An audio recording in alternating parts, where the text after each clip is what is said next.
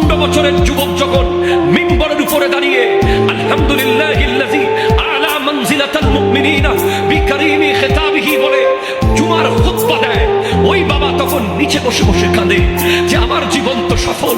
কেন বাবা? তোমার এক ছেলে তো ডাক্তার আছে, তোমার এক ছেলে তো ইঞ্জিনিয়ার আছে, তোমার এক ছেলে তো ব্যারিস্টার আছে, তোমার এক ছেলে তো ব্যবসায়ী আছে, এই ছেলেকে দেখে কেন কাঁদছো?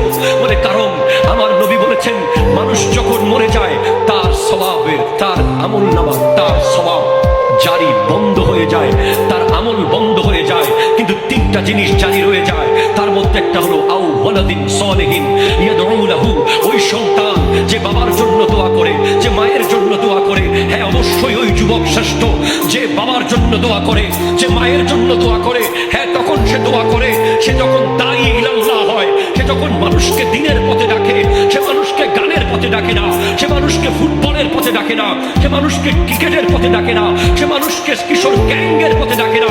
সে যখন তার বন্ধুকে বলে বন্ধু বেনশন ফেলে দে, তসবিহ হাতে নে।